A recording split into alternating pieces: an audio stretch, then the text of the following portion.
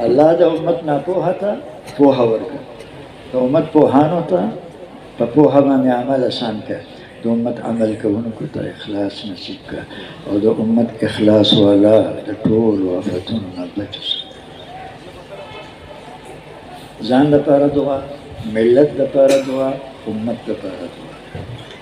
هر ملګری خپل ځان ته وګوري، که د ده په دعاګانو کې دا دعاګانې شاملې وي، هر شکل کې چې الفاظ دی او که نوري، که نه ځان لپاره هم دغه څیزونه غواړي، ملت لپاره هم دغه څیزونه غواړي، د حفاظت او برکت سوال کوي، امت لپاره هم دغه غواړي.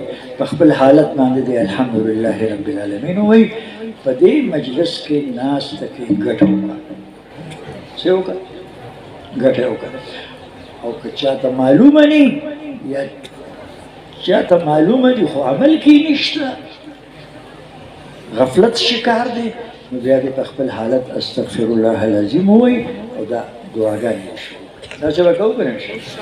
دا تقریب دی الله ډېر ډېر مبارک کړي، په دې خیر دی الله په دې علاقه کې خور کړي، په ټول امت کې دی الله پاک دا خیر خور کړي.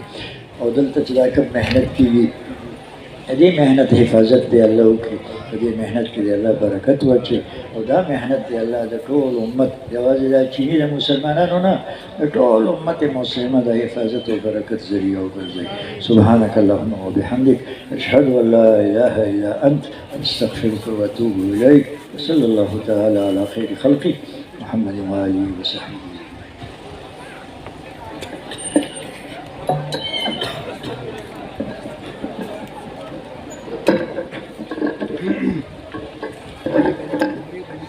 ربنا